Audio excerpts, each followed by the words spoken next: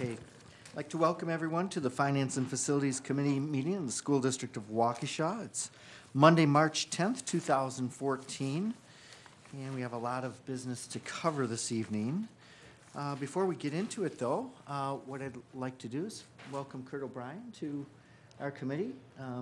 Kurt went through the appointment process and was voted in as the person to take Dan Warren's position. So welcome, Kurt, and we appreciate the expertise that you bring to the committee, and we look forward to working with you. Okay, let's not make the meetings any longer because I'm here. Well, it just went a minute longer. Lori, has the meeting been properly posted? Yes, the meeting's been properly posted. Okay, thank you. And are there any citizens in the audience that would like to address this committee at this time? Seeing none, the first thing that we're going to do this evening is we're going to adjourn into executive session. There's a couple things that we need to cover, a couple contracts. This could take 15 minutes. It could take an hour and 30 minutes. I just don't know. But we will then reconvene into open session after that for a number of action items, information items, and discussion items tonight. So for the people in the audience, we appreciate your patience. And at this time, I would be looking for a motion to adjourn to executive session per Wisconsin Statute 19.85, Parent 1, Parent E, for the purpose of consideration of the intergovernmental agreement related to shared health clinic and consideration of the sports facility usage agreement. Do I have a motion to that degree? Mr. Edlin? Nope. Moved by Ms. Madden, second by Mr. Edlin. This does require a roll call vote. Lori, would you take that, please? Yes, Ms. Madden? Aye. Mr. O'Brien? Aye. Mr. Como? Aye. Mr. Edlin? Aye. And Mr. McCaffrey? Aye. Okay, we will move into closed session at this time, and as soon as we finish with that business, we will reconvene into open session. We're all set? Okay, we're reconvened out of closed session back into open session for the Finance and Facilities Committee meeting on March 10th, 2014.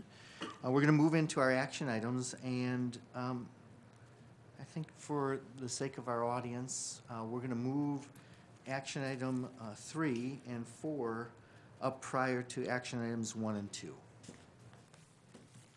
So we'll start out with action item number 3. We're possibly looking at putting in synthetic turf for all the high school stadiums. We've been working on this topic for many months, and there have been many people committed to this project over the last couple of years. And Lori, we're at a point now where we're looking to possibly move forward with those fields. Would you please bring us up to speed on the status and where we would like to go from here? Certainly. If I can have you flip to Exhibit C, we'll start from the back and go forward. That summarizes the costs of the field. At this point, we believe the 3 fields will cost just shy of $1.5 million. We do have some in-kind donations that would cover stone and nailers, so we can reduce that cost by $22,000. And we have donations of cash on hand of $120,400. So the amount remaining to be financed is $1,356,096. Of course, we aren't locked into contracts yet, so those numbers are subject to change, but they are our best estimate at this point. There is going to be advertising on the fields, so those commitments for ads, and it's a 5-year commitment. Year 1 brings in revenue of $24,500, and that would be paid up front, so that also is available to buy down this cost. We are asking for district contributions. Year 1, $250,896. And year 2, you'll see a little farther down, another $250,000 coming from the district. The rental agreement as proposed with SC Waukesha would provide $100,000 on April 1st, leaving a balance of $980,700. You'll see the method of funding that is coming from the second-year contribution from the district, a commitment by SC Waukesha, and then there still is a shortage in donations. So under this proposal, the 3 high schools would have a commitment to go out and continue to raise funds, $230,700 between the 3 sites. So Go ahead. So that is the current funding sources that we are looking at. The cost at the top, the $1,498,872, is that the discounted price? That, if we do them all at once, and was it with CMH, or who was the other? I can ask Glenn to join us if he wants to comment on the proposal for going into a multi-field agreement with Progress. Yes, that would include CMH and Carroll University. Carroll University is redoing Schneider Stadium, along with putting synthetic turf on the old Hartle Field. There is a 2% decrease, if you want to call it, or incentive for all of us to go together. Mm-hmm. And that number is reflected? That number is reflected in there. That is the discounted number. Okay. Yeah. All right. Okay, questions on the funding? So, Mr. sorry. Go ahead. Mr. O'Brien, go ahead. Oh, Mr. Edlin. So on this, changing this out to a 10-year commitment instead of 12, just to make the pro forma look correct. So it'd be 480,000, and then we'd go to the shortage, would be donations needed 250, 700, and that would still keep the bottom line number the same. Right? You If we- certainly can make that change, yes. Okay. Mr. Edlin? Oh, go ahead, Lori. I was just going, Go ahead. and then the 2 pages prior to that are cash flow schedules that shows it carried out over the period of, in this proposal, it was 12 years. But it would be changed to the 10 years if that's your choosing. Obviously, money coming in over a long period of time doesn't help pay the bills for the fields that have to be purchased today. So you'll see there's a cash flow shortage. The proposal would be that we would use the property sales fund to finance the agreement, this arrangement. That's option 1. Option 2 is to go out and actually take a lease out and finance the fields through a 10-year lease. Under that arrangement, there's interest obviously due, which increases the cost. Under this estimate that we received, that would be another $107,000 in cost being driven by a lease. So that's the difference between Exhibit A and Exhibit B. B has the lease built in. A assumes funding internally through our property sales fund. Okay. All right. Mr. Edlin? Thank you, Mr. Como.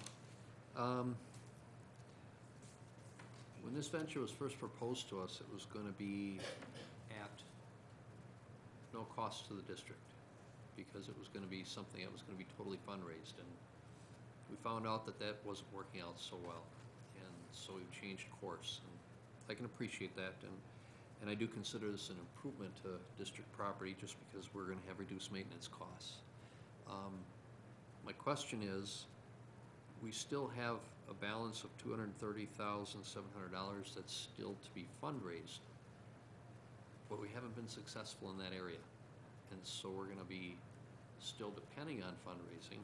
A couple of questions. First of all, what's the expected anticipation date to fundraise all the funds? Are we going to put this out 3 years, 5 years, 10 years, until we get the money? What if people No, lose it has steam? it says a very short-term commitment. So I don't know if our ADs want to speak to this, but they believe if they have a fixed target, this is a manageable number, and they can get it within a period of a month. A month. All $230,000? once they have a fixed target. What do you mean by a fixed target? Could you elaborate on that? As it originally was structured, when they were trying to raise the entire amount, that's a $1.5 million was their goal. And for a lot of people, that's like, yeah, let me know when you get closer, and then I'll commit. It seemed too far out, not realistic, so some of their donors just didn't want to come forward. But they believe with a district commitment and SC Waukesha's commitment that those potential donors are going to see this as real and be much more willing to participate. Thank you. I did have one more question, I'm sorry. Go ahead. Does the rental amount from SC Waukesha count against the revenue cap? No. The proposal is this would all run through our 49 fund, the property sales fund. So Right. nothing would hit the general Got it. fund.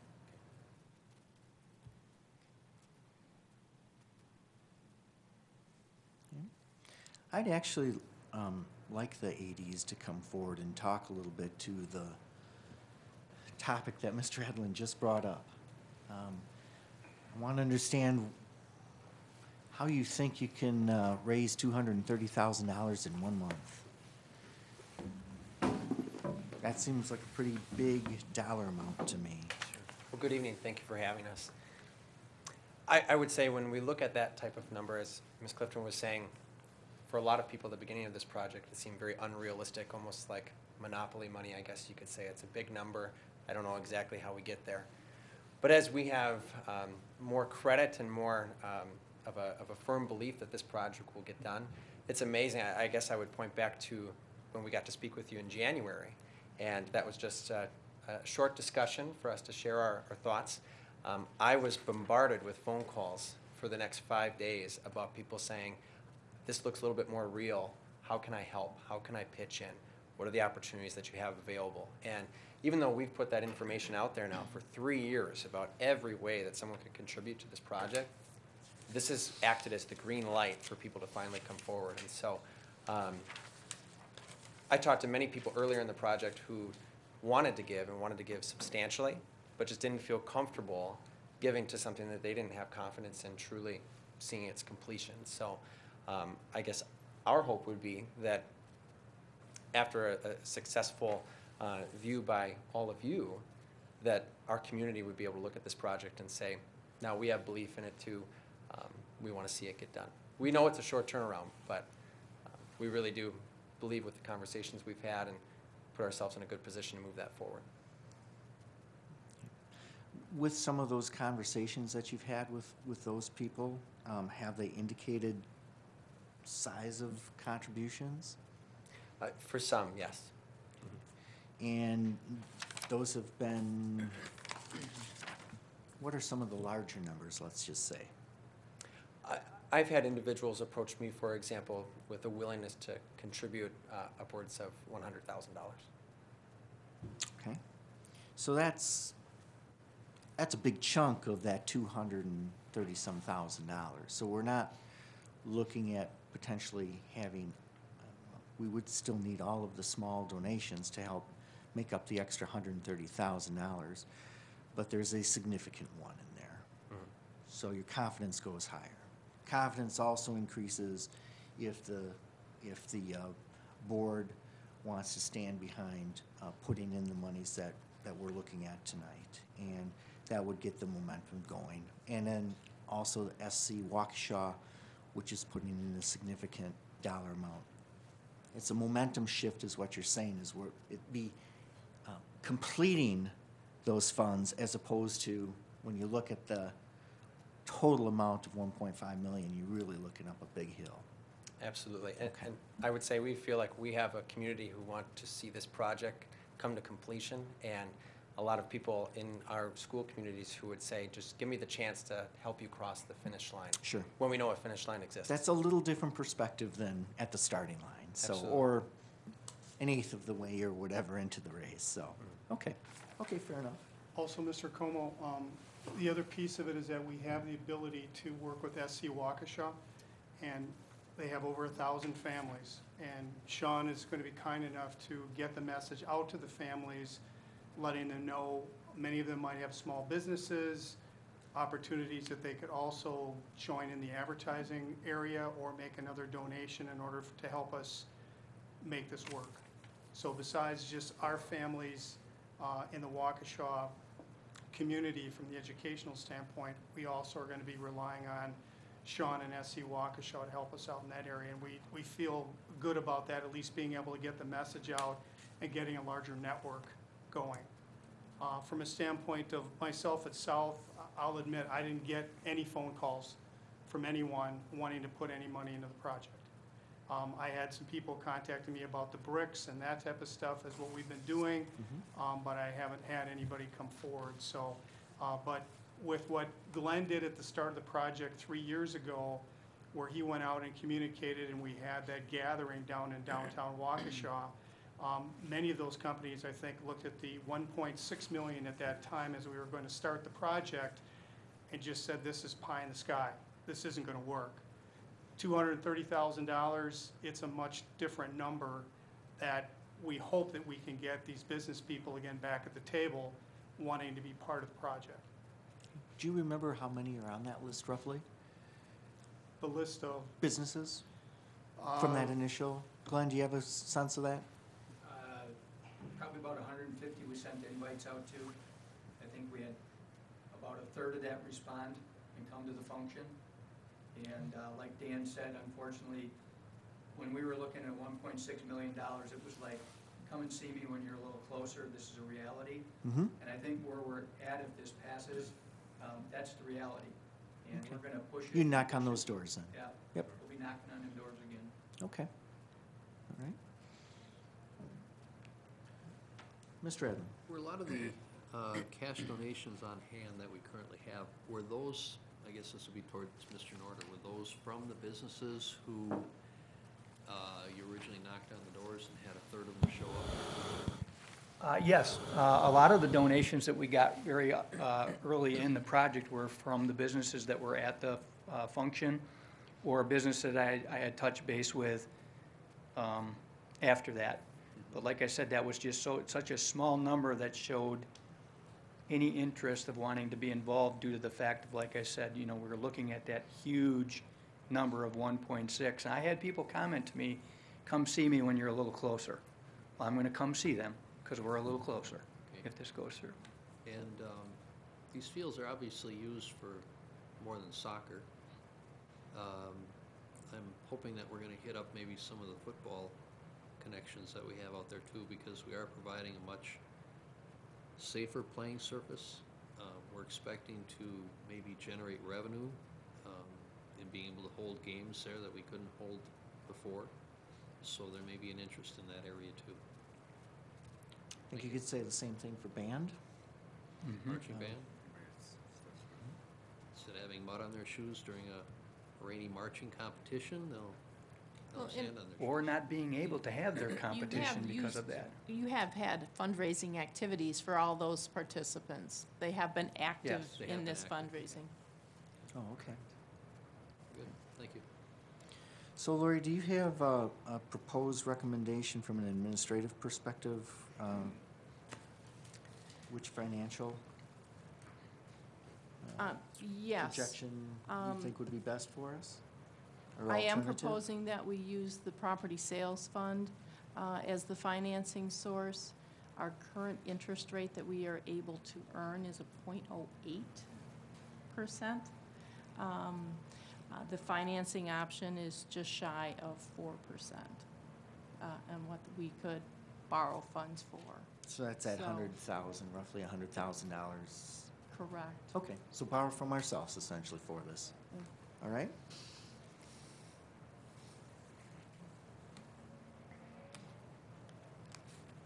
I know we've had several discussions throughout the year on this, couple years. Looking for a motion at this time. Mr. Edlin? I'd like to make a motion to approve the installation of synthetic turf fields at the 3 high school stadiums contingent on additional fundraising of $230,700 and contingent on the execution of a board-approved sports facility use agreement with SC Soccer Waukesha. Is there a second to that? Second. Okay, second by Mr. McCaffrey. You were louder, quicker. There you go. Quicker than the draw. Any further discussion or questions? Well, we should amend that to 250. Then we zero out after 10 years. I don't know if I understood what you. The donation part, we should amend to 250, so we zero out after 10 years. Because then we will be at zero after 10 years, otherwise we'll be short after 10 years. Because we're cutting the, Want to make a friendly motion on that, a friendly amendment on that? well, I don't know if I guess, Mr. I move we amend, Mr. Edlund, I mean, we can do this in a friendly manner if you want. If you would approve of the 250,000, and then Pat, who also made the second, 250, 700, it's just an extra 20. 250, 700, are you okay with Make that? up the difference. Sure. Yeah, I'll be are you with okay that. with that? All right. Then we don't have to have the formal amendment. Okay, Would that be 250,700? yes, that is correct. So if everybody understands what happened right now is we've just amended the motion. There's some discussion that is gonna come up in the next agreement that would affect the amount that you would be responsible for fundraising, from $230,700 up to $250,700. Yeah, and And that's, you'll understand that'll why become when we get clear in into the that next, portion. in the next item. Okay. Other comments or discussion? All in favor say aye. Aye. All opposed? Gloria, passes 5-0. And we'll move on to our second action item, which is tied to this one. We're looking at an agreement, a sports facility usage agreement between SC Waukesha and our school district. Lori, will you give us the details behind, at least the high-level details in terms of the number of hours, the kinds of fields we're looking at, the types of things we're agreeing to in terms of the use of the field, so on and so forth? This agreement is between the School District of Waukesha and SC Waukesha, the soccer club. The agreement would be for a 10-year period, and it covers the use of the 3 stadiums that would have synthetic turf that you just approved. So it is contingent on that turf field. The initial agreement would be, or the initial payment is $100,000 down.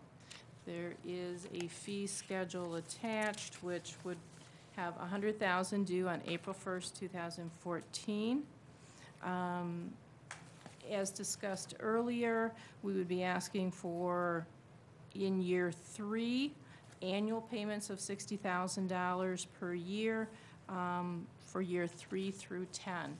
So this is a financial commitment of $580,000 over the life of the agreement. So essentially, in the first motion, we had to add the $20,000 onto that motion of additional fundraising due to changing the length of the contract, going from 12 years to 10 years is what we're feeling comfortable with. It still is a commitment for 1,697 hours annually between those 3 stadiums. And can you give us a sense of the types of activities and we don't have to go through every aspect of the stadium usage, but at a high level.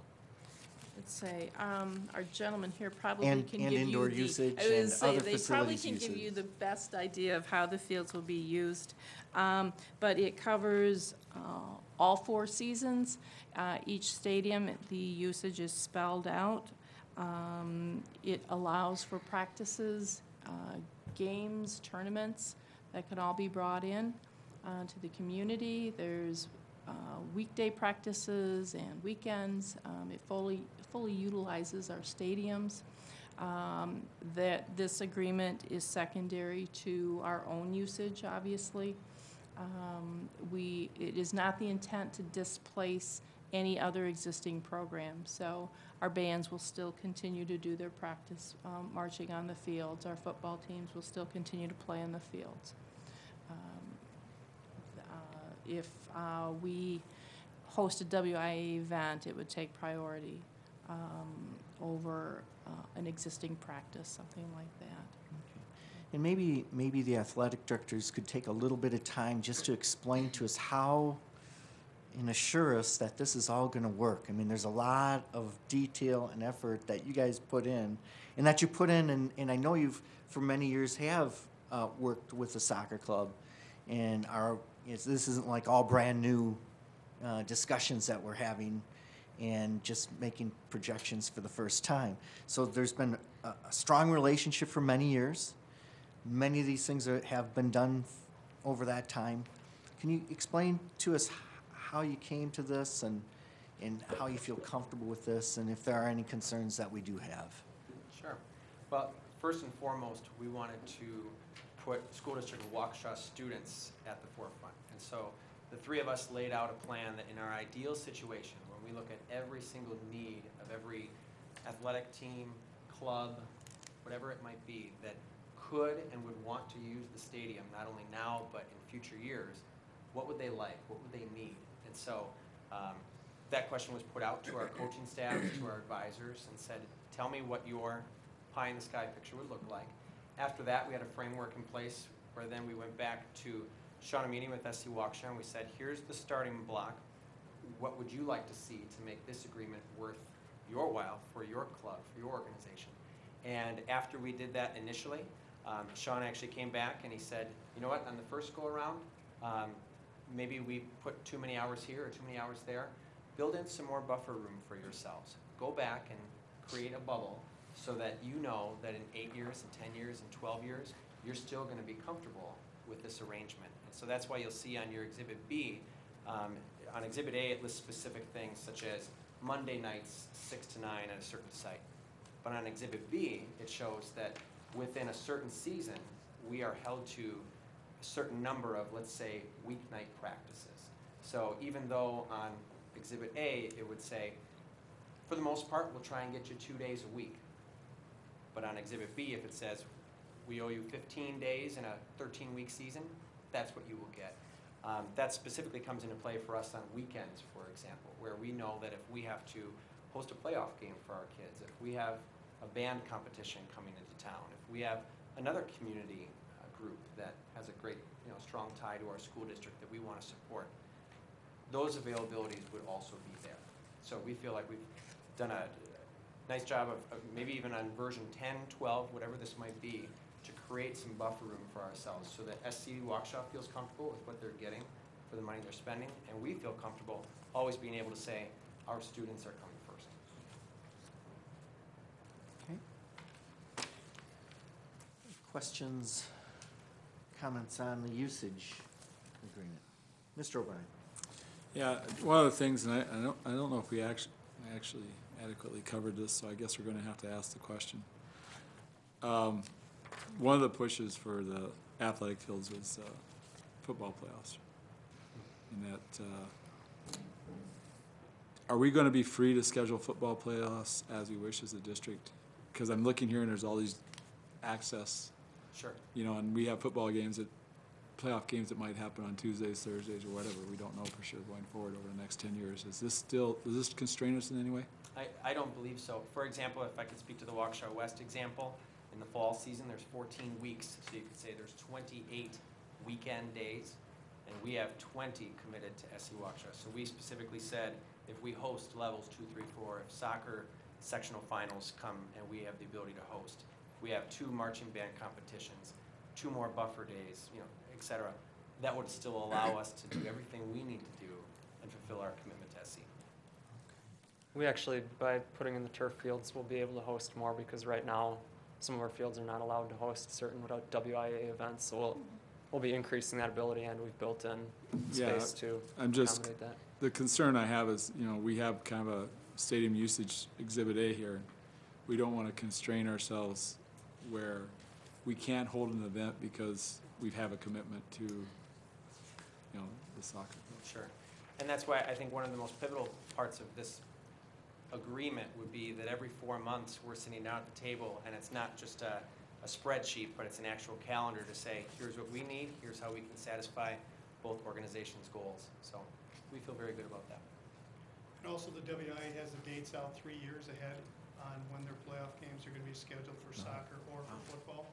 So we already know those dates, so we'll be able to work with Sean in advance and say we need to block these times off just in case we need them. Okay. That's good.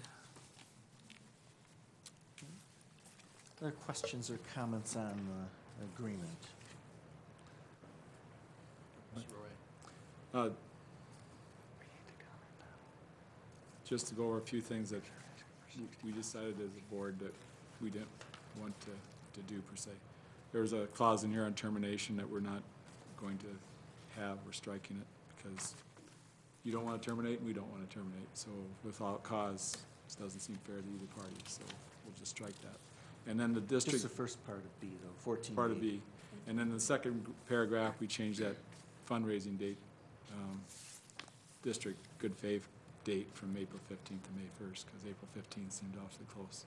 Doesn't change the date when we have to give written notice, which is May 15th, so all it does is just, doesn't constrain you.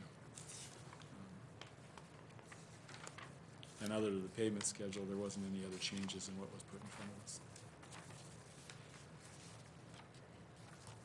Would, if I can just ask Glenn a question, would changing that date back for the fundraising money interfere with any contract we might enter into with the parties that will be doing the field? No. If they don't know by May 1? No. Okay, so the 2 weeks extra will work. Yep. Okay. Other questions or comments? Mr. Edlin? I just wanted to compliment our administration and Superintendent Gray on making this happen at all 3 schools at one time rather than one school. There was a concern in the community that one school would have it and another school wouldn't. And I think the way this entire agreement was put together, I think it makes the entire district seem a little bit more unified in many, many ways. So wanted to throw a compliment out to administration for all the hard work you've done, and to SC Soccer for partnering up with us on this agreement. I think it's a very beneficial agreement for the entire community. Thank you. Give us a sense of how many hours have gone into this agreement. You want to take a guess, Glenn? A lot. A lot. By a lot of people. Yeah. It's I been do years? I do have a question, if I may ask, on the structure of the payment. I heard a $60,000 a year fee, and I don't think that will work with SC Soccer, and if we can have Sean speak to that, I think he has already.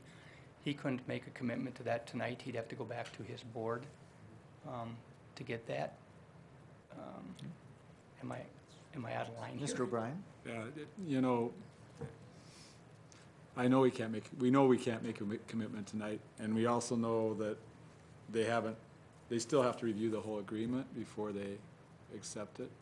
But we have to move forward with something, and the issue was certainly the 12-year agreement didn't make a lot of sense for us from what we're looking at.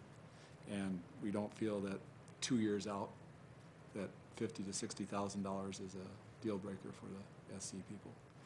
If we were asking for an extra $20,000 tomorrow, I think that would be a deal breaker for them, because, I mean, that's asking for an immediate extra 20 grand into the deal. But this is stretching it out to where they have enough time in our minds to make the adjustment. We did hear the entire, obviously, you made some good points, but that was just where we were at.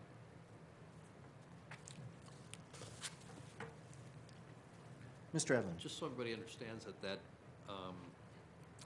increase that we had in the fundraising on behalf of the school districts is to make up the difference in the math, because SC is actually going to save $20,000 in the total commitment over 10 years versus $50,000 over 12 years. So there's a $20,000 shortfall that we would have had, and tag you're it. So that's where the amount came up. The discussion focused more on wanting a 10-year commitment on this deal rather than a 12-year commitment. And that's from a district perspective, a 10-year commitment is a very long commitment. We've had one other in the last maybe decade or so of that duration. And 12 years was just feeling uncomfortable to this committee to commit that extra 2 years is what it came down to. Ms. Madden? I think you can also say that the guarantee for the fields is 10, which. It we does also align, looked at. yes. It does align.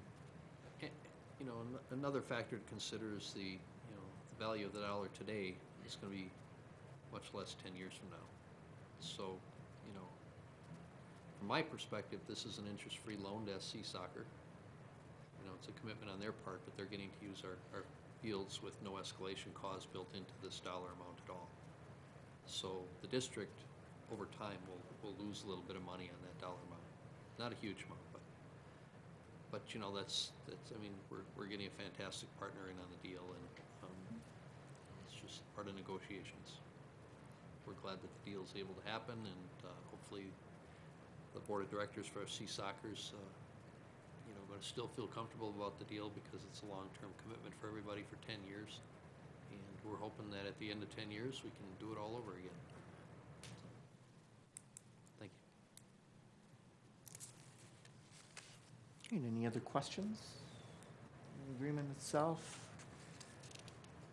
Be looking also for a motion at this time.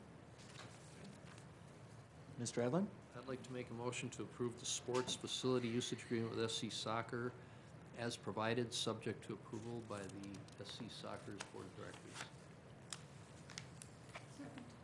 Okay. Second by Ms. Madden, moved by Mr. Edlin.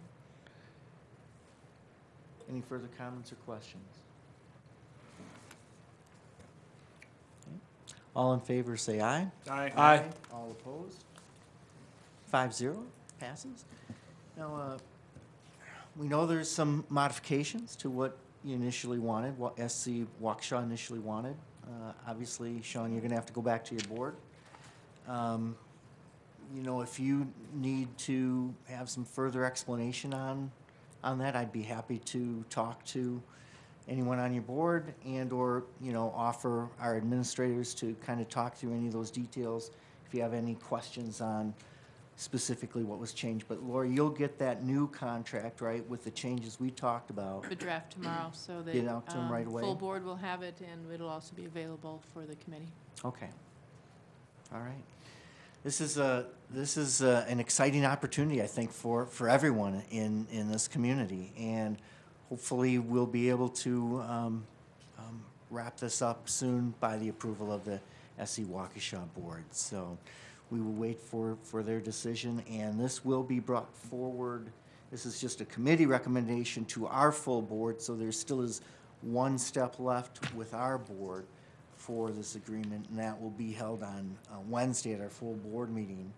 But this committee will be recommending on a 5-0 vote to move this forward to the full board on Wednesday. So. All right, thank you for Thank you. Your time tonight, Thank you. and we'll keep moving forward.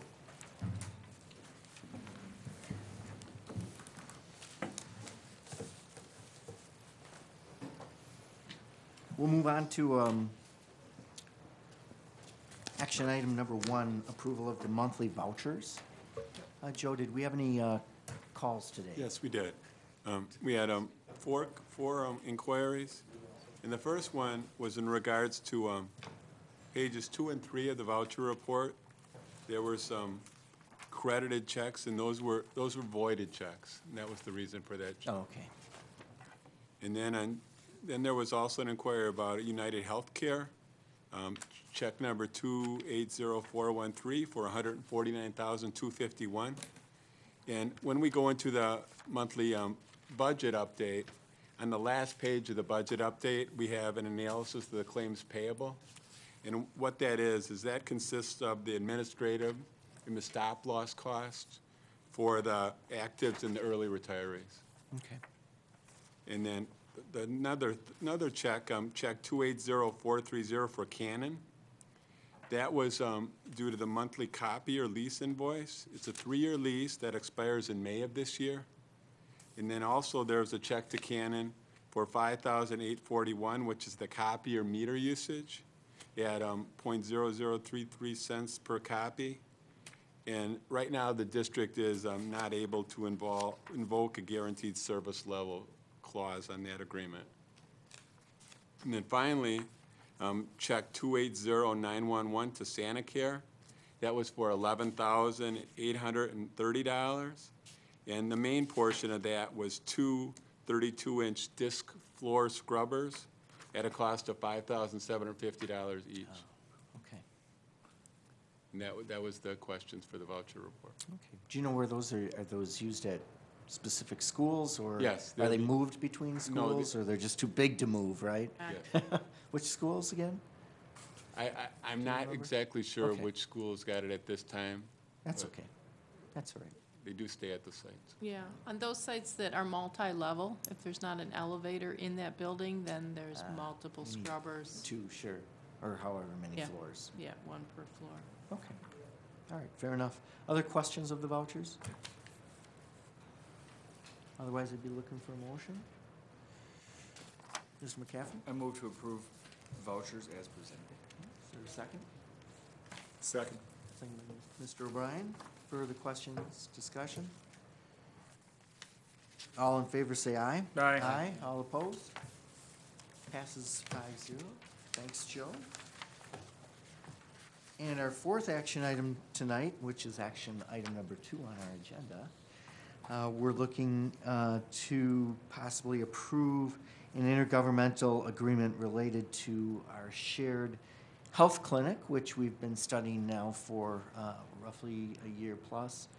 And we have an agreement. The intergovernmental agreement is just between, it's for the facilities and use agreement between the county government, the city government, and ourselves. And Lori, will you provide us with the details, including the pro forma on that? Certainly. So the proposal is that we would share a health clinic. The clinic would be located in a county building that they currently have vacant. The cost of operating that clinic would be split between the 3 governmental entities that would be participating. In this case, it's the county, the city of Waukesha, and the school district, as this proposal is put together.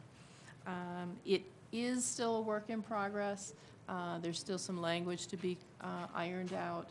So consider this 90% ready to go, with minor tweaking still to come. But the basic concept would not change. The county employs 40% of the participants in this proposal. The city has 16, and we would have 44% of those participants who are eligible to participate in the clinic. And so that's the basis for the cost sharing under this arrangement. You will notice the attachment.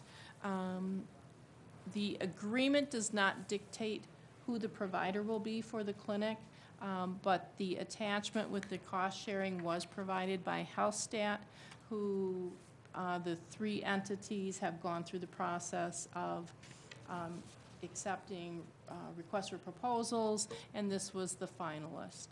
And there were 12 that actually delivered a proposal to us. Exactly. It was the largest response that CBIZ, who is the consultant that was hired by the county to oversee this process and to determine the feasibility of the project, they said this is the largest group of respondents that they've ever gotten. And I think at least half of them, or roughly half, were located right in southeastern Wisconsin, correct? All your name players participated. So anyone with presence in our community participated, and then some that I'm not familiar with. So it had a broad appeal. Okay. But through that process, they narrowed it down. HealthStat was the selected provider, and their estimate shows that the clinic, over a 5-year period, would generate savings between all 3 entities of $7.6 million. Our portion of that would be $3,367,000, based on their utilization of 50% of those eligible to participate with the clinic.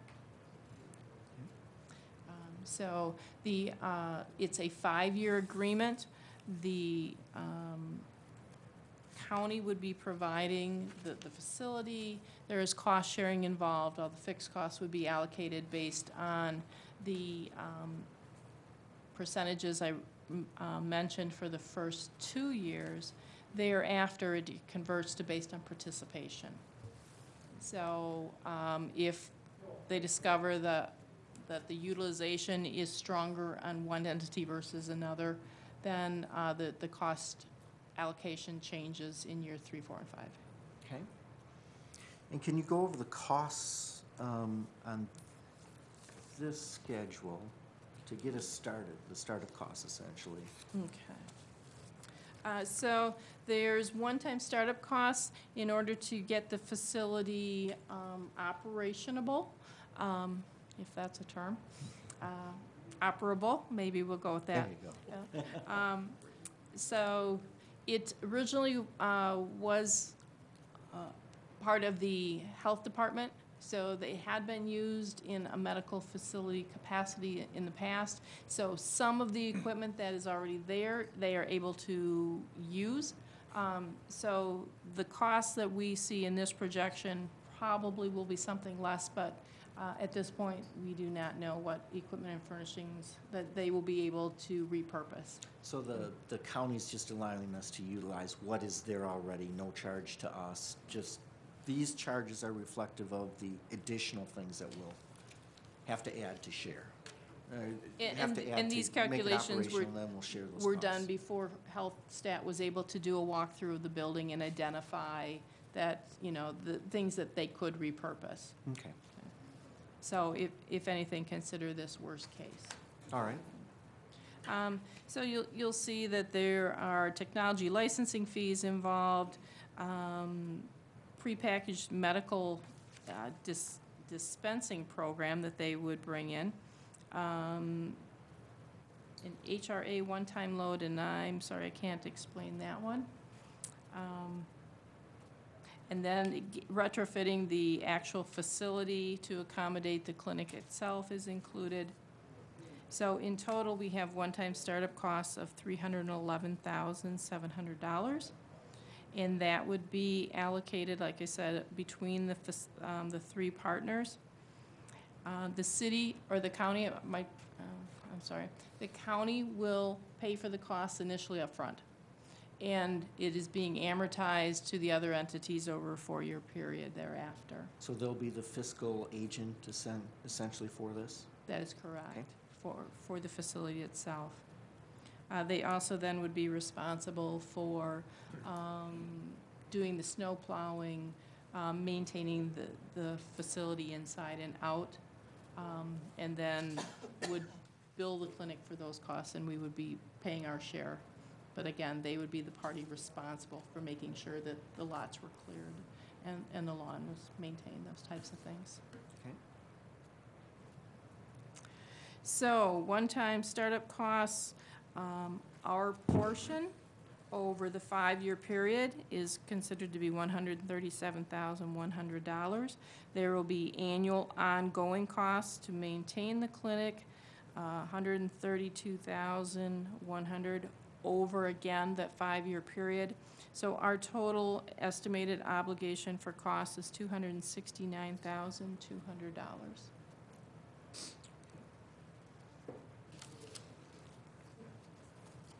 And the agreement itself, who drafted the agreement, and have our attorneys taken a look at this? The county originally started round 1, if you will. Quarles and Brady has been, Quarles and Brady is a shared attorney. We all had relationship with them in some capacity. And so they were the initial drafters, and all of our individual attorneys have had the opportunity to review it and bless it. And so this is the, like I said, it's still a work in progress. There's still some little quirks that have to be worked out, but it has been blessed to this point. Okay.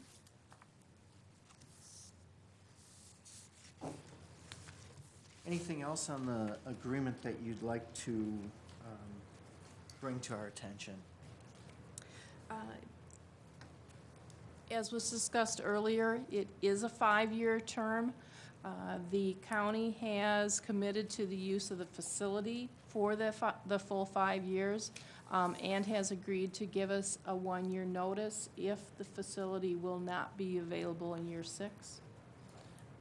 The agreement with HealthStat to provide services has a 6-month termination clause, so there's ample time if, for whatever reason, at the end of 5 years, any of the parties wanted to walk away. All right, and our Human Resources Committee did meet on this last week and had approved on a 2-to-1 vote to move forward with it. They were reviewing the substance of the agreement itself. Tonight, we're called upon not only to review that, but also the dollars associated with this particular schedule tonight. We can't look forward to this schedule with HealthStat's projections until next month. There's a number of things that need to be ironed out and that are in the works right now.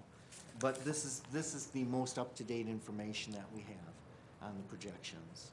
That is correct. That's the proposal HealthStat provided with their RFP, the information they had at that time. Okay. All right. Mr. Edlin. Thank you. On page 2 of the contract, section 1.2, parent A, it says the county shall have sole ownership of the facility, the improvements, and any supplies or equipment purchased for the clinic pursuant to section 2.2. At the end of 5 years, if the county decides to close that location, they maintain ownership of everything in the clinic? Is that what I'm reading in here? That is my understanding, correct. So there goes our investment? I'm just referencing 2.2 since it refers to it.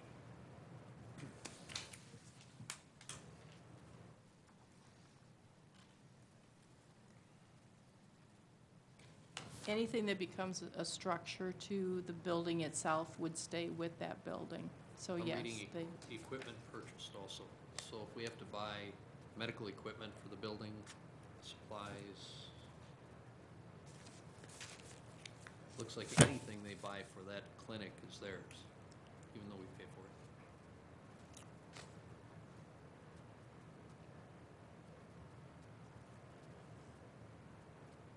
I don't see that it specifies otherwise.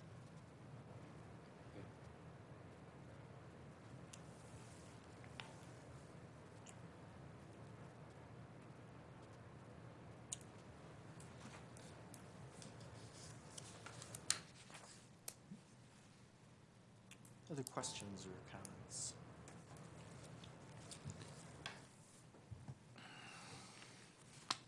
Mr. O'Brien. Yeah, I look at the agreement, and I believe that our cash flow and our costs get absorbed. The ROI is at what level after the 5 years? It's measured after 5 years, is that correct? Yes, it's, And we'd be absorbing all costs invested over that 5-year period with a ROI of what? year 1 and 2 show a cost associated to the getting it up and running, and then it becomes profitable year 3 through 5. And again, that's a reflection of HealthStat's projection.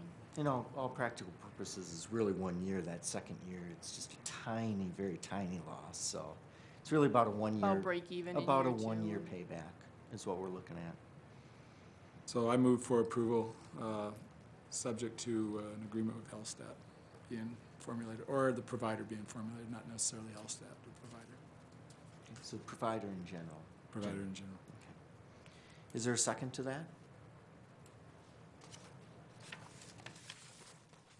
I'll second that.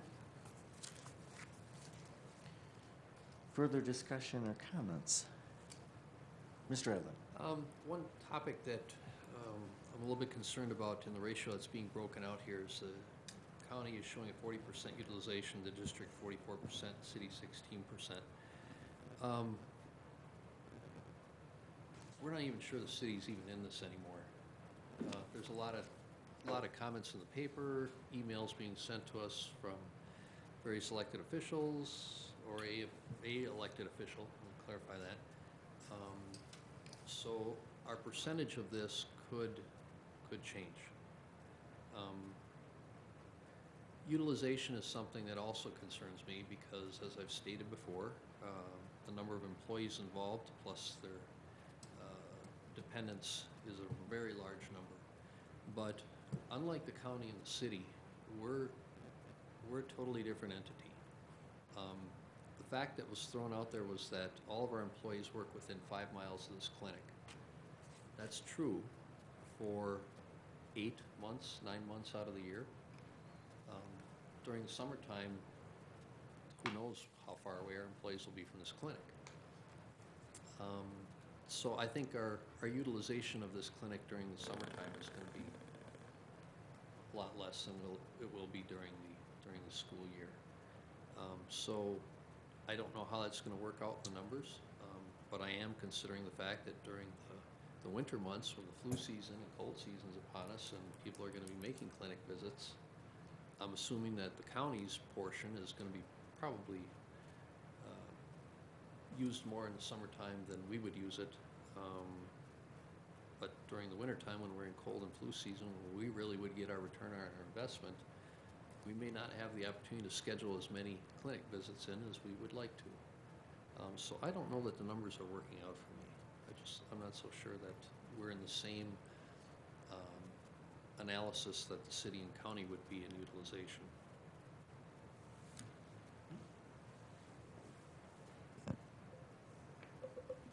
Yeah, I think you're right, Steve, that there are going to be differences between the entities. Absolutely, especially we're more of a seasonal, we have a seasonal aspect to our employment. Our administrators work 12 months out of the year. Teachers and many aides and other part-time folks don't. But there will be some differences as to how we utilize it versus the county and the city.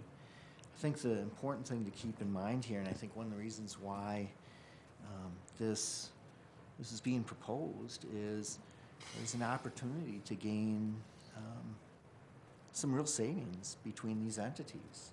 Having these entities come together, and with more people, we can have better leverage. And with the leverage comes effective cost savings. So the savings that occur together most likely would not occur separately. And there will be other differences too, besides who uses the clinic and when. I mean, our plans will always be different. We're not looking at combining plans. But I think this is a real opportunity for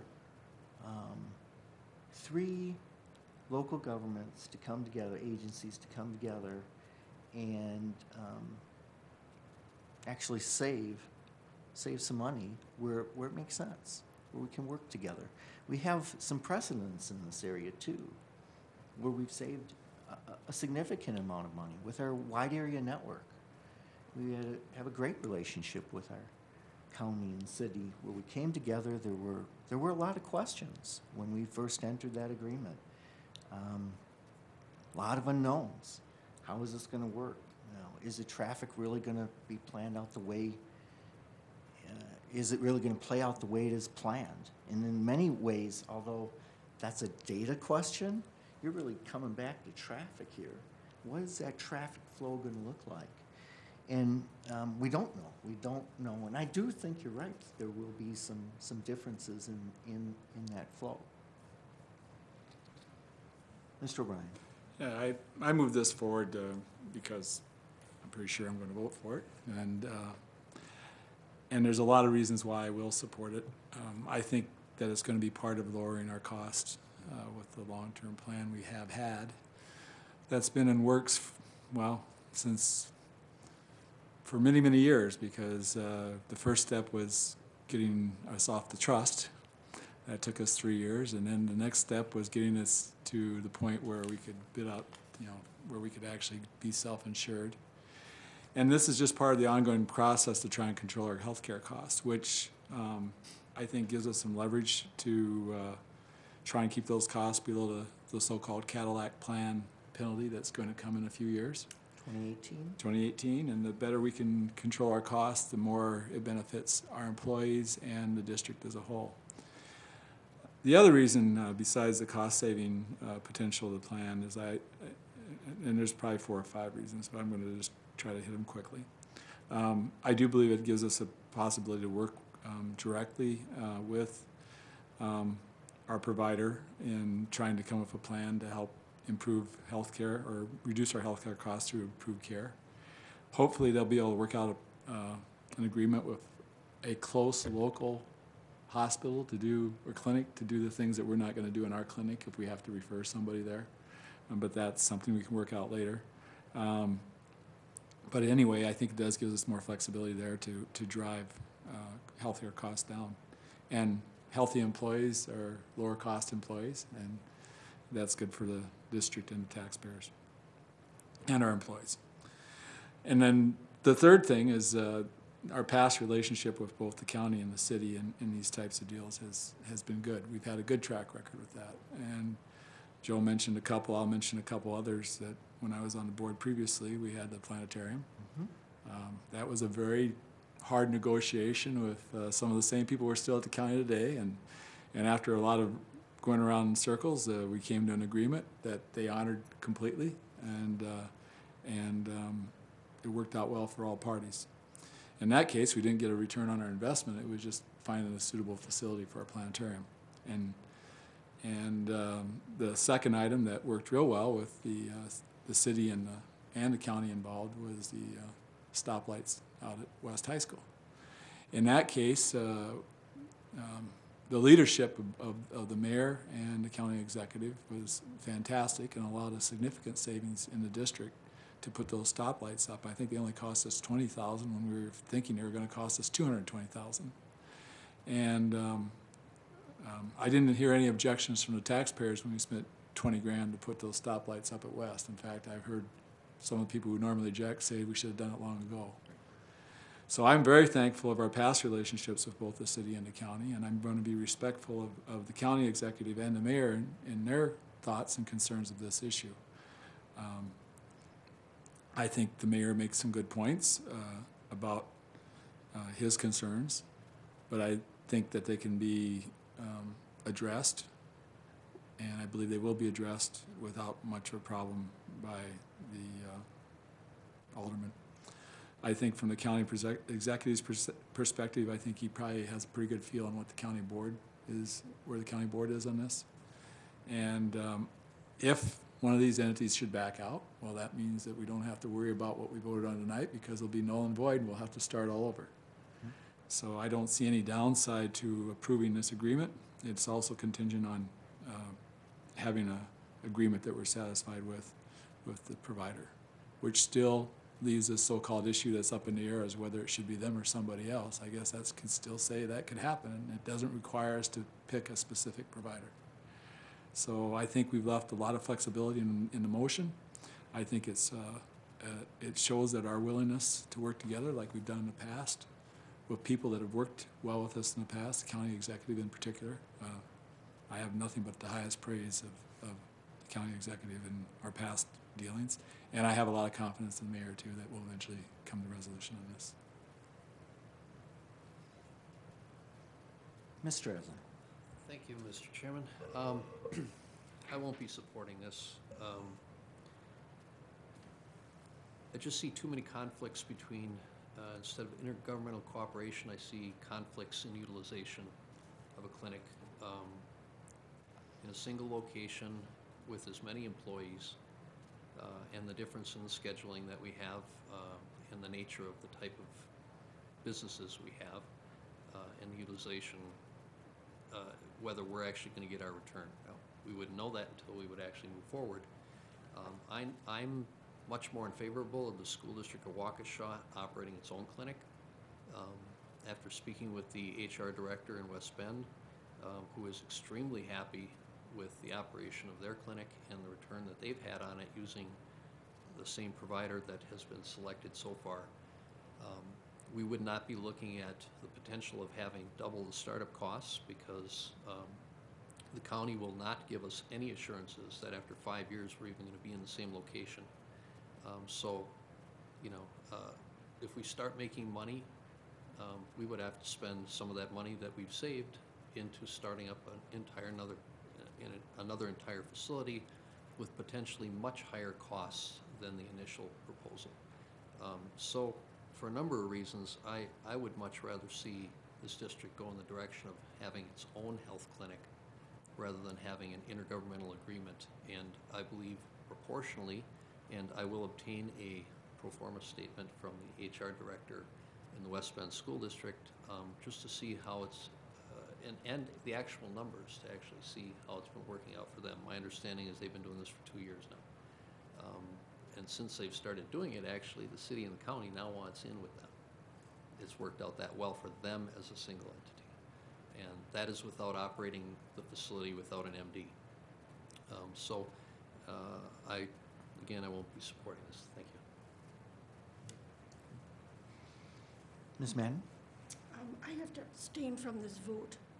I have an immediate family member that works for the county, and as a retiree, I would probably benefit from the clinic. So on that ground, I cannot vote on this. Okay, appreciate that.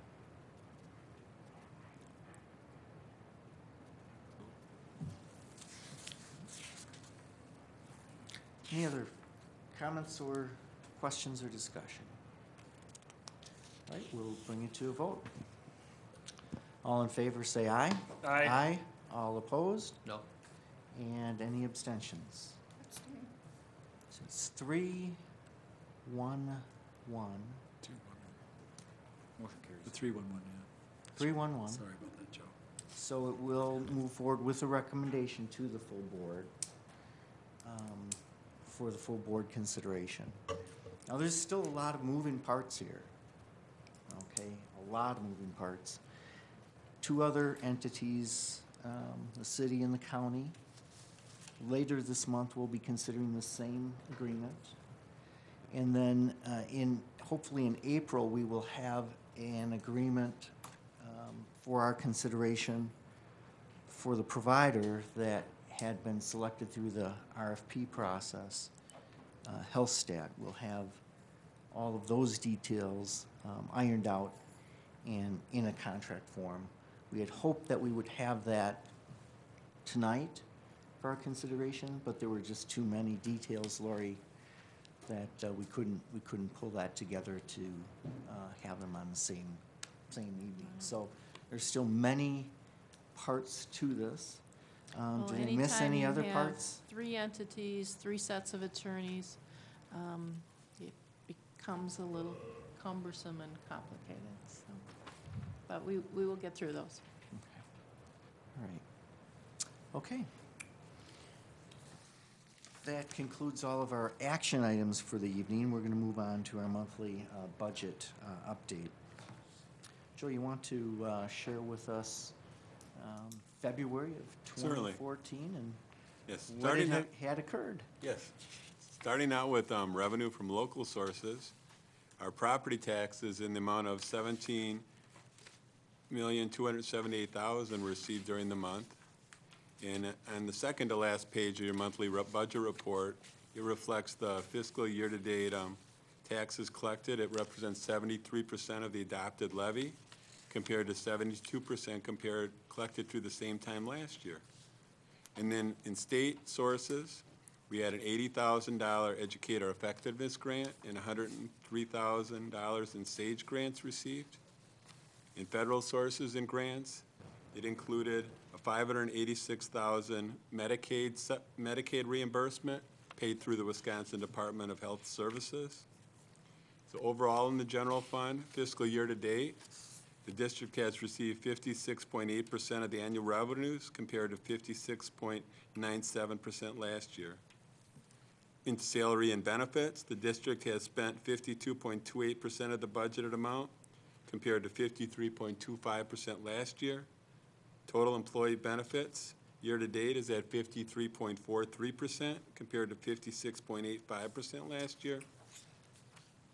And then I did include, for your review, the self-insurance claims payable analysis on the last page of the budget report.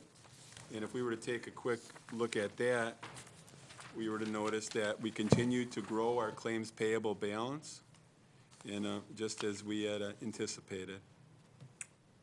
In purchase services, combining both regular and special education pupil transportation and fuel expenses, the year-to-date reduction through January of last year in transportation is $759,000 or 19.5% savings.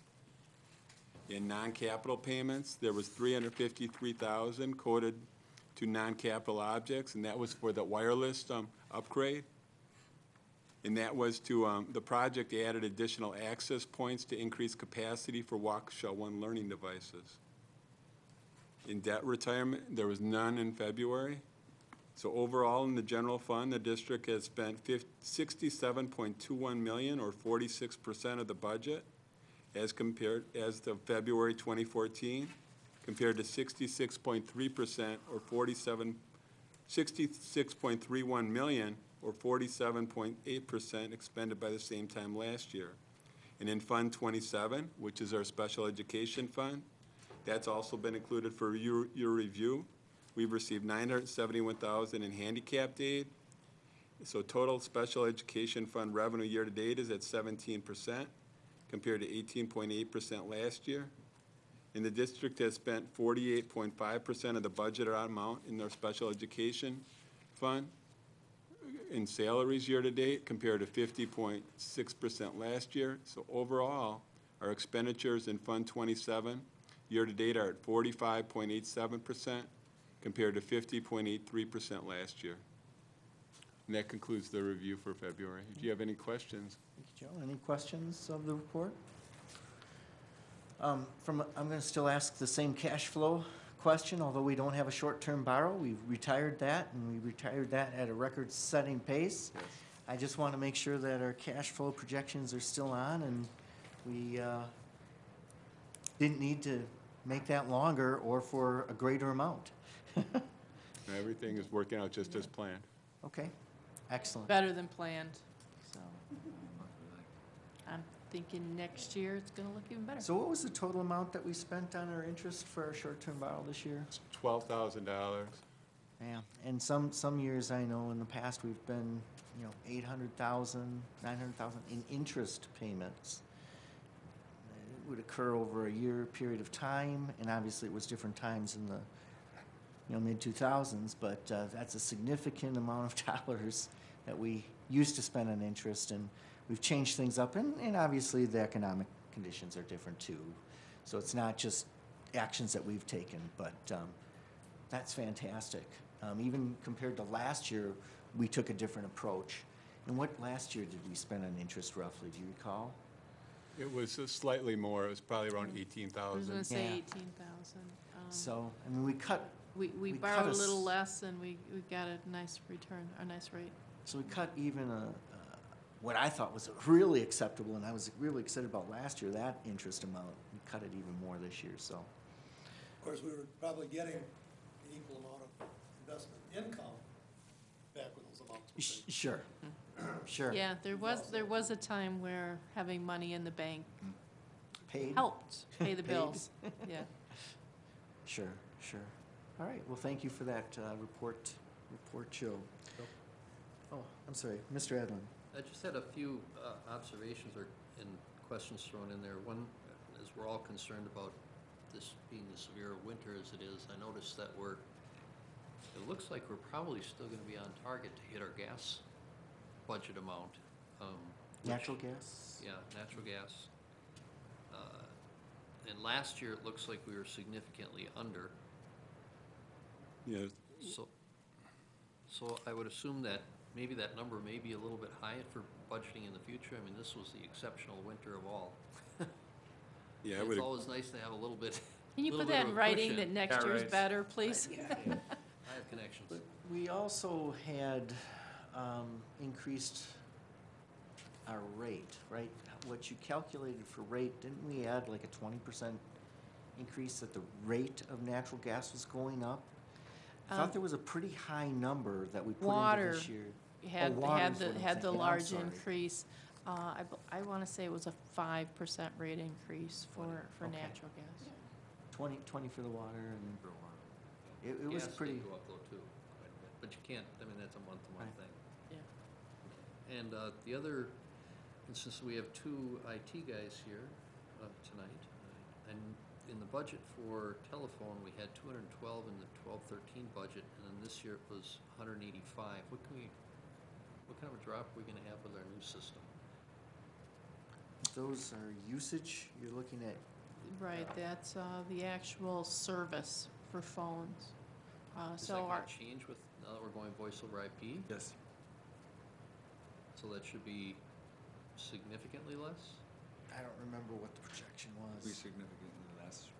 We will be using the landlines for, basically fax. Can't fax over voice over IP.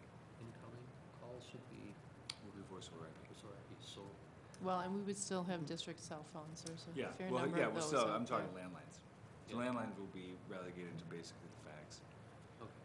There will be, other landlines in there, but it'll be relegated to the fax. Okay, do we have percentage-wise of that 185 I don't remember that. Yeah, I don't cell remember. phone Pat. versus? I don't I don't know remember what's the that. cell phone in that. Is But that- cell that phone includes is, all the cell cell phones? phone is a significant dollar Does it? amount Yeah. in there, so cell phone won't drop. That'll, Right. Yeah, our landline phone usage will, that, Who gets cell phones in this district? I mean, Anyone who needs to be reached at a moment's notice. So Like our typically, all principals, administrators. Yeah. executive team, Okay, um, beyond principals and executive team, I don't recall. some of our facilities yeah, I people, would say sure. Okay, all the maintenance. yeah, Sure, social that makes workers. sense for them. A lot of social workers are required to be. But cell phone won't change that part of the bill, so whatever portion that is, that will remain the same. Okay. We did have that projection Did. pad at one time, and I usually, well, I like to recall numbers if I can, Right. but I don't like to just toss out inaccurate numbers, so.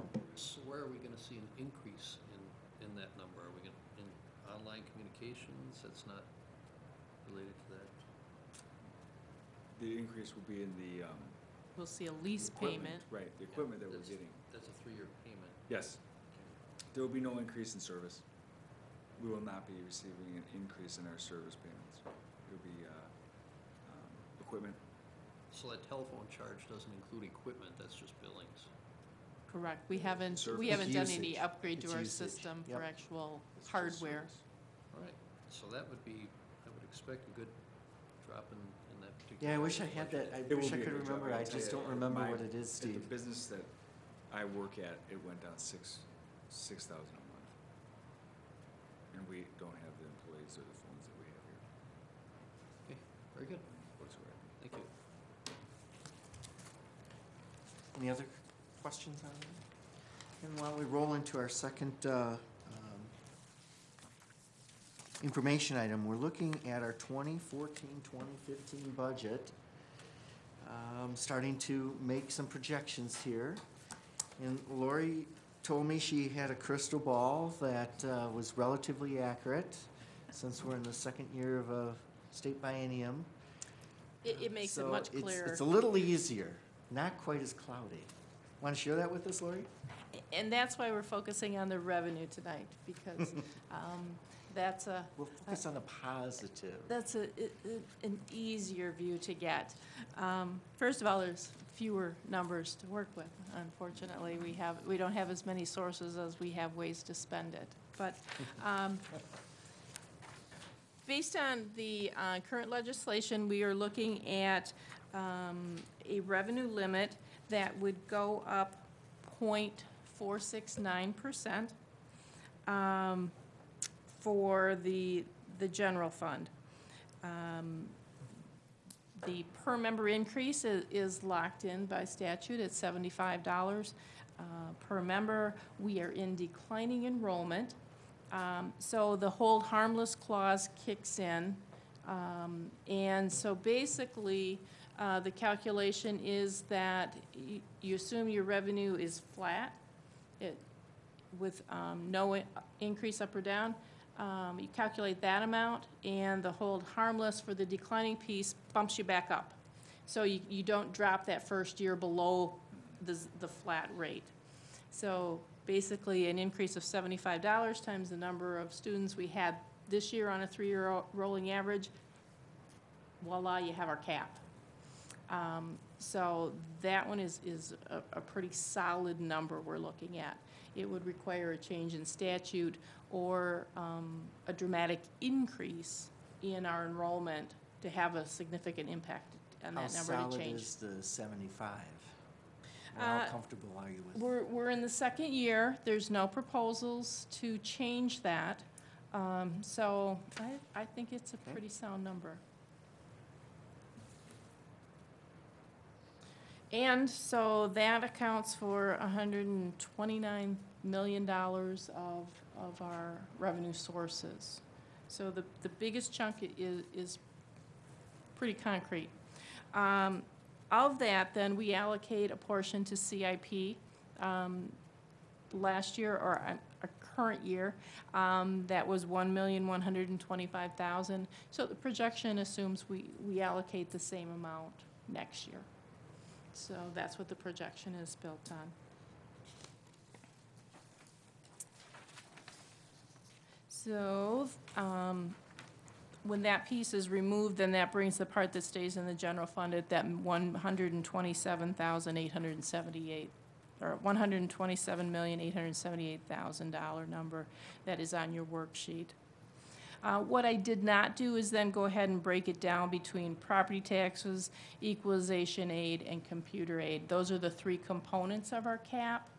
But my crystal ball's just not that good on the property valuation for this soon out. So we have it in total, but it will be broken out between those 3 pieces. Didn't we get it a little sooner last year as compared to the previous year, but not that much sooner? You know, but Few days. Yeah, by the time October what? But October 15th is the last piece due date? that comes into play. So we need our third Friday count. We need the certified property values, which come from the state, and then what's the third piece I'm missing? Oh, the state has to certify our equalization aid. And so when you have all those components, then you can determine what our property taxes are. So some of the other pieces, as Joe was going through the monthly budget, he mentioned that we received Medicaid payments, $585,000. You might have noticed that there's no budget in the 10 fund for that. The state again has directed us to change the accounting for that Medicaid piece. Initially it was 10 fund. A few years ago, they told us to move it over to the 27 fund because it was special education related. Well, we've now got the directive to move it back to the 10 fund. So we will have a budget revision in June to move the dollars that were sitting in the 27 fund over to recognize them in the 10 fund this year. That's only for the MAC piece, which is the Medicaid administration portion. The service-based money that we receive still stays in our special education fund. So now they're splitting the 2 pieces, which makes our life interesting. But in the projection, then we have that Medicaid piece reflected in the 10 fund now versus the 27. And that actually is reflected, you'll see it under federal sources. That's where that shift would show up. So you'll see under 27 fund, $1.4 million in 12-13 actuals. And then we get to 14-15, we're looking at $450,000 in that same line. That's the reason. Okay. It's just being shifted. We are receiving a new state, or this state budget has a new aid. It's a per pupil aid. We received it for the first time in 13-14. That is a state source. The amount we received in 13-14 was $75 per head per student. Next year it's $150. So we are seeing a significant increase in that line. That is projected to go up from $985,000 that we received this year, or that's our estimated amount, and we're looking to receive $1,965,000 next year. So that helps us get that bottom line up. So in total, for all sources of revenue that are controllable, you'll notice I have excluded grants and capital leases. The capital leases that are being excluded are the first-time issuance where we recognize lease income as a revenue source, and then we have the payment for the item on the expenditure side, and they wash each other out. They don't have an impact in total on the net amount. So we've removed those things. I've tried to narrow down just the pieces that are controllable. Okay. And so you'll see I removed the grant funding and the capital leases in this projection to try to make it comparable year to year. And so in total, we were looking at a 0.9% increase in revenue from all sources. Between 10 and 27 fund, I've added the funds together again to account for the flip-flopping between where we report them. And that compares to a 0.9% for our current year. That's the growth that we had between this year and last year. All right.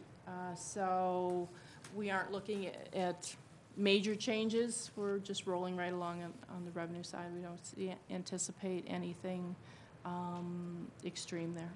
So next month, will we start to see the assumptions and Correct. start to see the expense side of Yes, things? now build out? we know what our umbrella is that we have to work with, and now we'll start working on those expenditures and how they fall underneath that, and what assumptions we need to make it all work. The assumptions are large in number. Be a nice long list. But this year should be a little easier than last year just because of the second year, the biennial. A little state more budget, so, certainty, yeah. correct. Those, we do not anticipate any major changes in statutes. Okay. Questions, comments? We'll look forward to seeing what the crystal ball reveals next month. We do have one information item still this evening, or a discussion item, I'm sorry. Taking just a quick peek at our cooperative sport programs, we've had some contracts come up and some other discussion items over the course of this last year, and just wanted to provide some good information along these lines, and Mr. Edlin had asked to talk through some of these points, and thought we'd start to get a broader picture, if you wish, of some of these cooperative sport programs that we have going on. So Laura, could you give us some of that information? The spreadsheet that's attached outlines the cost sharing that we have with our co-op teams in the area of swim. In addition to boys and girls swim that are affected at all three high schools, we also have cooperative agreements in the area of gymnastics, golf, and hockey. Our current agreements reach out with our neighbors. So in the case of, so if we look at this, the swim, for example, West Boys Team has a cooperative with McWanago. The South Boys Team has a cooperative with Catholic Memorial. But their girls swim team partners with McWanago. There are enough girls participants at West that they do not need a cooperative to have an active team. The South girls team, as I mentioned, is with McWanago. Of the total 51 participants, to give you an example, 19 of those come from our neighbor. At North, their boys team has a split cooperative, so they actually partner with Kettle Moraine and Pewaukee. For the boys and for girls, it's strictly Kettle Moraine. For their girls team, they have a total, and this was the 2012-13 statistics. At the time we were pulling this together, that we hadn't had 13-14 teams all finalized. So last year there were 36 girls that participated in North Girls Swim. 28 of those came from Kettle Moraine. So we have quite a variety and a lot of participation. The actual agreements allocate costs based on direct cost. So we calculate coaches, game workers, registration fees, transportation, so busing, any those types of direct costs, and they're allocated to the participants based on a head count, so the number of students from each district, that's the percentage that we then charge. If any of those students go on to state, those charges are unique to the individuals only, and therefore the costs go back to the home school, depending on where the actual participant came from. Okay. All right, questions, comments? Mr. Edlin? Thank you, Ms. Como. The reason that I was curious about this, because we all know that our swimming pools are extremely expensive to own and operate, and we've known that for a very long time. And we're always looking at ways to reduce our costs. And these joint ventures that we have with other districts, although it's a friendly outreach to other schools, the very real side of this is that they don't have a swimming pool for a reason. And we bear the entire cost of operating a facility at the other district's benefit.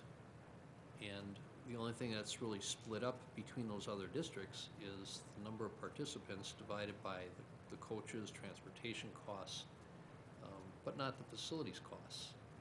So there's a significant cost savings to another district to having your kids come to Waukesha to participate in our swimming programs.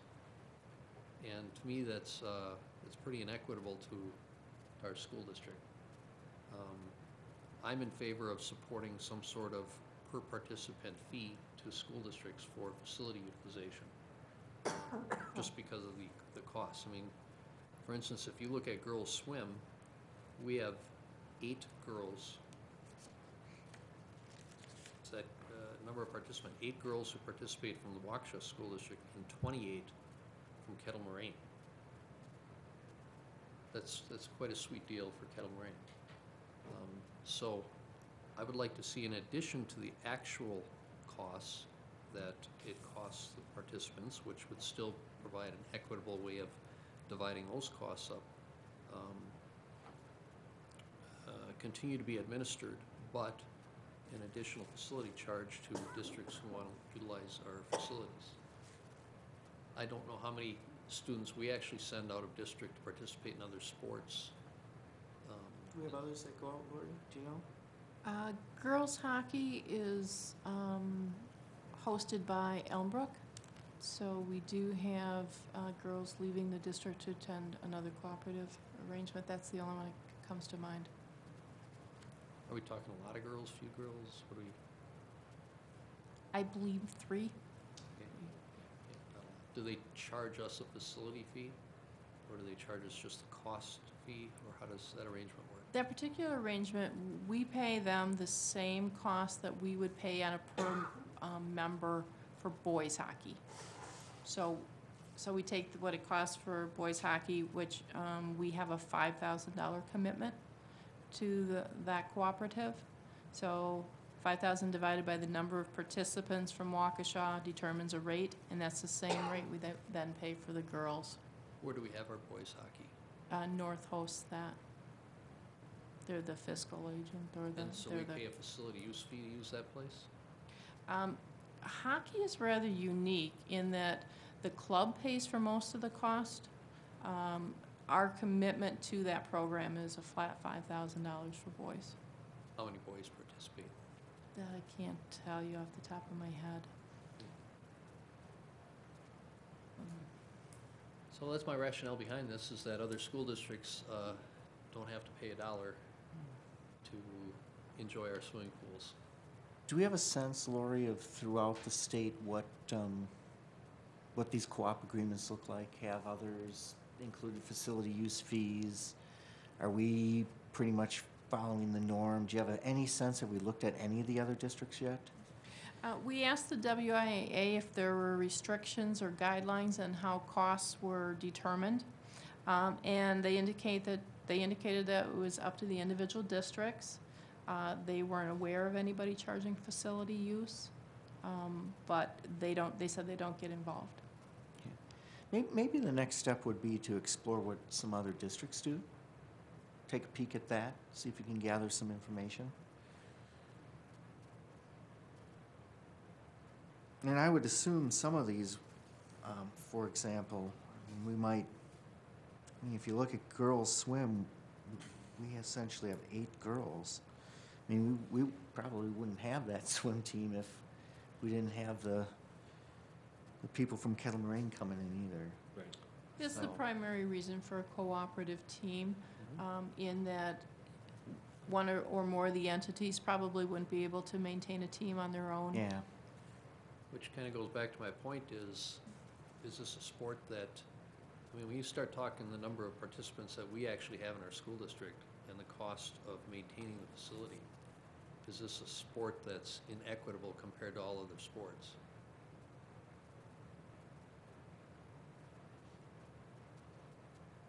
When I look at North, we have a total of,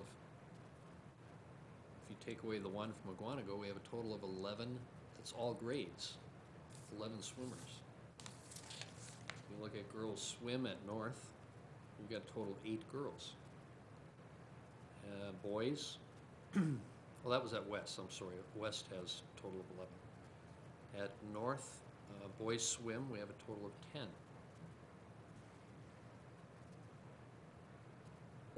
So I'm not so sure that this district is equitable in its sports.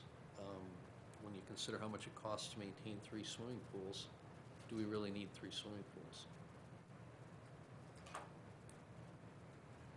Mr. O'Brien. Well, they're not just used for sports, they're used for the phys ed program as well, so it's spread across all the students. And we all know swimming pools are expensive to operate. I mean, that's true. They're built. I look at it, these other districts have the same problems we have, and a change in how they have to pay for things would have an adverse effect on them. And it's kind of hard to make those types of changes over would relatively be a small amount of dollars. But, I agree with the proposal from the chair to have some direction to look into it. But I don't think it gets down to whether we could somehow shut down a pool. We're still using it as part of our curriculum. It's there. So I don't think we'd save that much or gain that much by either dropping the swimming program or charging more from an outside district. But, I think it's great to know what we have. I think we need higher participation in our swim programs, right? And I think that's something that we should be challenging our partner at South that, hey, where's all our swimmers at? We need more swimmers, and see why we're not generating bigger participation.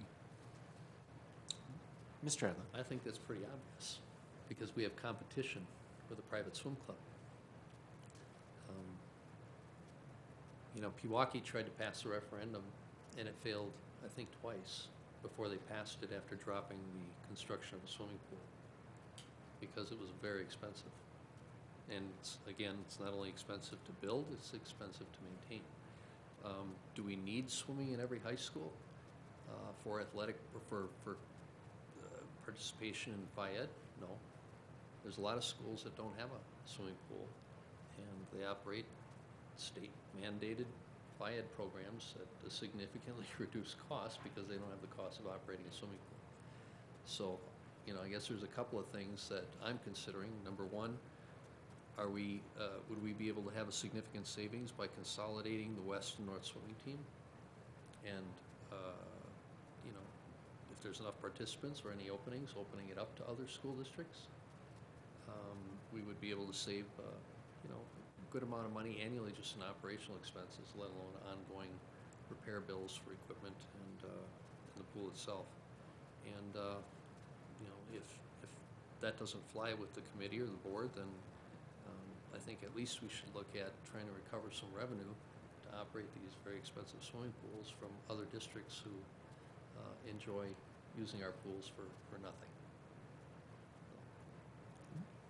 I just want to add that I know when we replaced the timing systems over at North, Kettle Moraine did contribute for some of that equipment. Mm-hmm. They paid half the cost. Well, let's take a peek at what some of the other districts are doing, start to gather a little bit of that information, and we'll take it from there. All right, thank you, everybody, for your attention for a very long meeting, and fortunately, we don't have any more closed sessions now. Have a great evening.